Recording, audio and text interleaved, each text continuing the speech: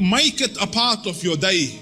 Young Muslim and old Muslim and male Muslim and female Muslim. In a time where sin has become pervasive and invasive in it, make a lot of istighfar.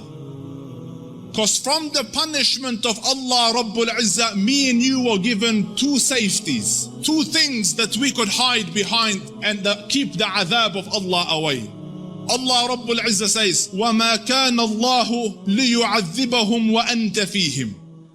The first, the Prophet. Allah said, so long as he is amidst you, I will not punish you. So the Rasul died and left.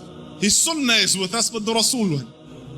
The second one, and Allah will not punish them so long as they seek forgiveness.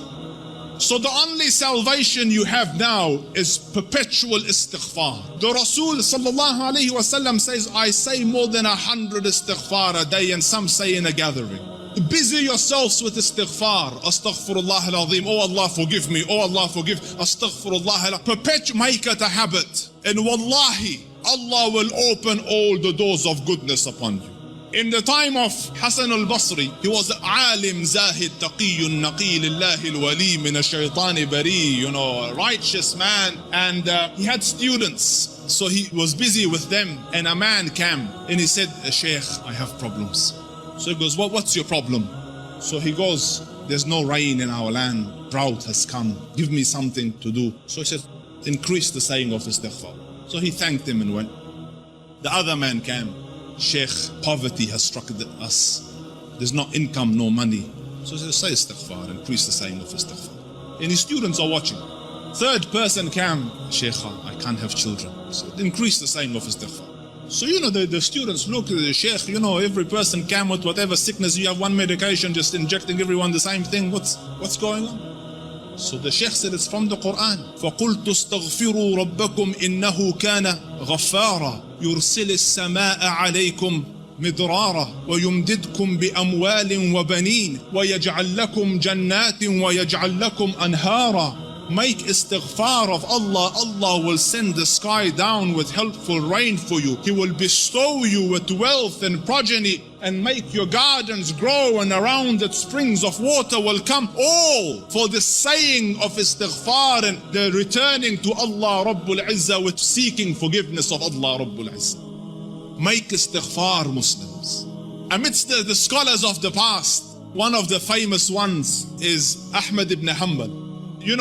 They call him the Imam of Ahlul Sunnah. And such a giant of an Imam, some of the people in his madhab say that no one served the religion after Abu Bakr radiallahu anhu more than Ahmad ibn Hanbal. Because just in the days of Mihna, for years he took imprisonment and house arrest, but he would not budge on his stance on the deen. So his fame and repute extended across the Muslim land. Everyone knew him, but there was no selfies in those days, you couldn't share a picture. So no one knew. Few people around him and his students and Ahlul Ilm knew what the Shaykh looked like. Most people hadn't seen him, but they had heard about him. So Imam Ahmad went on a travel from his city to another city. And when he reached that city, night befell him. He was in a masjid. And he was trying to sleep in the masjid, because in those days there was no hotels and things. So the guard came and he said, get out of the masjid. So he said, listen, I'm a traveler, I don't have anywhere to go. I will just be here till tomorrow and then I will be on my way. So he said, no, get out. So the Sheikh went and sat outside the door. Can you imagine? This was a man, who, when he used to walk, hundreds would be walking with him and they would kiss his head and hold his books. Imam Ahmad was Imam Ahmad. Now he's sitting at the door of the masjid. So he looks at him and goes, didn't I tell you to go? He goes, I'm outside. He goes, no, get out. So he said, listen, it's just... So he said he held the Imam from his leg and dragged him onto the street. Imam Ahmad.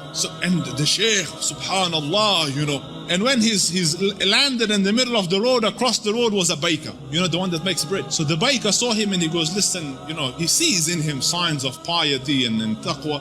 So he goes, come here and sleep in my bakery, and I'm making the dough all night and fixing the bread, because people will come at Fajr to buy, but you sleep here as I'm doing my work. So the Imam thanked him and went and laid down, but he's watching him, that every time he makes the dough, he says, Astaghfirullah, Astaghfirullah, Astaghfirullah. And as he's making Astaghfirullah, Astaghfirullah. So all night he saw this man, Istighfar, Istighfar, Istighfar. So He went to him, he goes, for how long have you been on this practice? For how long have you been practicing this? So he said, for a long time now.